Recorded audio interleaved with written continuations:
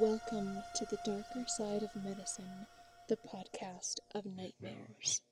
Dim the lights, settle in, and wander with me into the unnerving landscape of my disturbed, subconscious mind. Because sometimes the scariest stories aren't fiction, they're symptoms.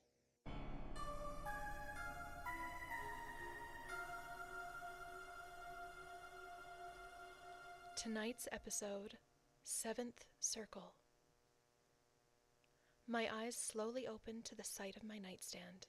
I'm lying on my side, precisely as I had fallen asleep. In the dark, stale silence, I hear a small noise and reach for my bedside lamp. I hear the familiar click, but the room remains dark. Shit.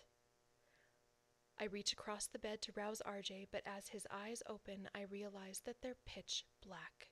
Not just the corneas, but the entire eyeball is a glossy sphere of darkness within each socket.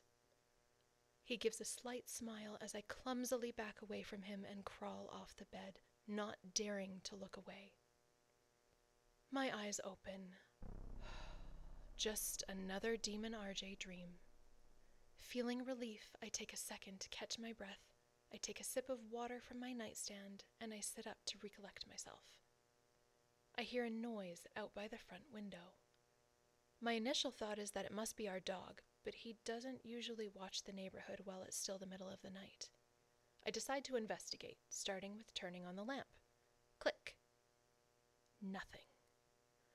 Determined to ignore the unnerving déjà vu, I intend to shake RJ awake, but his side of the bed is empty and cold. I gingerly make my way to the front room, and there's RJ looking out the front window.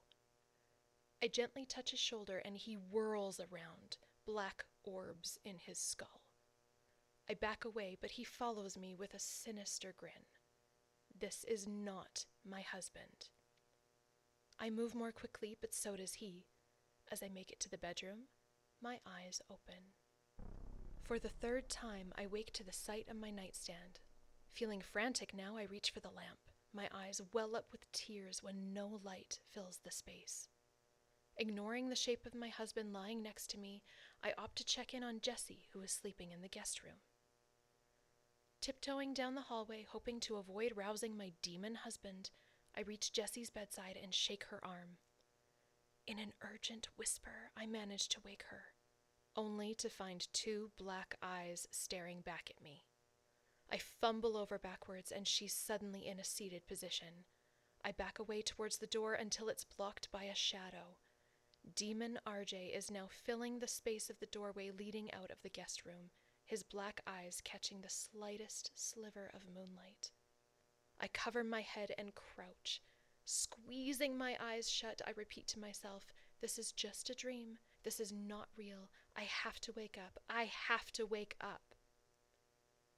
When my eyes open to the same view of my nightstand, my heart begins to beat wildly, but something feels different. Instead of pure silence, I can hear the rain. I can feel the cool air drifting in from my open window. To ensure that I am no longer dreaming, I go to turn on the bedside lamp. No light. I'm not actually awake. How do I get out of this?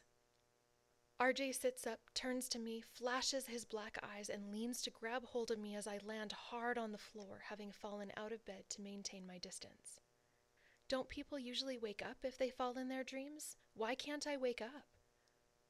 He continues his pursuit as I back into the ensuite and slam the door. I attempt to scream, but only a faint, breathless squeak escapes my violently open jaw. My eyes open. Without even half a second of thought, my hand is on that bedside lamp, clicking rapidly, even knowing it won't light. I'm stuck, caught in this realm of demon shadows.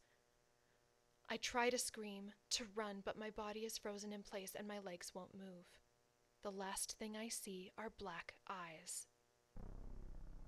When my eyes reopen, there's sweat on my pillow and tears are streaming down my cheeks. This time I refuse to try the lamp. Maybe it'll be different. Instead, I rise out of bed and quietly make my way to the kitchen, intent on steeping a cup of tea to calm my nerves. I hear the bed creak as I see RJ rising to his feet. Even from the kitchen, I am certain it's the demon. He barrels towards me with that vile grin and those black pools where eyes should sit. His steps are clomping on the laminate floor. He extends his hands to me and comes within a few inches from me. I scream. My eyes open. That damn nightstand. The lamp? Nothing. Forget quiet. I race out to the front window, to the guest room, to the kitchen. I see no one. I round the corner when I hear stomps right on my tail. The demon still wears RJ's face, but his body has changed. He now looms over me, otherworldly, and his knees are bent in the wrong direction, with hooves and fur where his feet should be. He wants to keep me here, in his realm where he is in control, where real RJ can't reach me. I sprint to the bedroom. He follows. I catch a glimpse of our dog sleeping on the floor next to the bed, and it gives me an idea.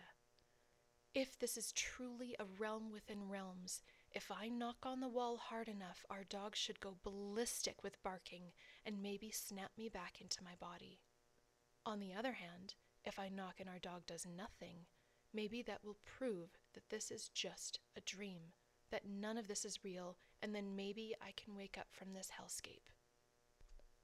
I knock. I knock so loudly that I pound a dent into the wall. The dog that I see makes no move, no sound, and doesn't even open his eyes. I smile. Demon RJ looks furious at being bested and lets out an ungodly shriek. He charges for me, but I feel myself leaving the dream.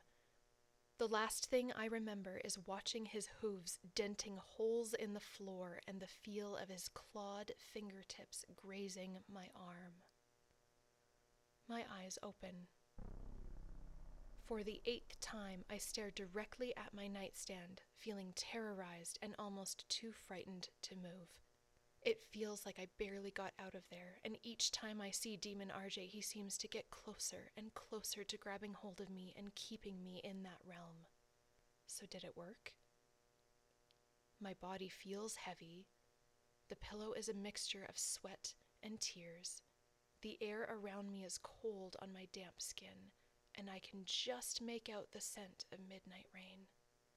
But there's only one way to tell. I reach over to my bedside lamp and click the switch.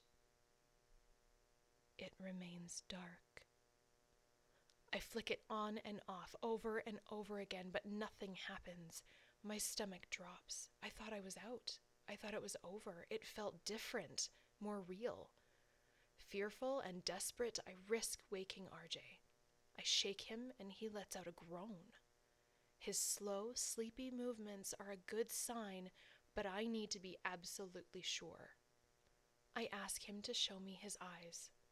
He struggles against it, but I insist, regardless of the fact that he's still mostly asleep.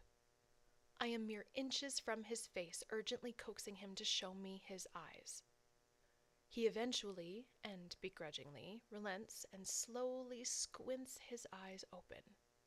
Breathing out a sigh of relief, I see a hazel hue, more brown than green, and the surrounding white. I got out. To be even more certain, I reach for his bedside lamp, which illuminates the room. Thank you for listening to The Darker Side of Medicine. I'm your host, Scary Carrie. Sweet dreams.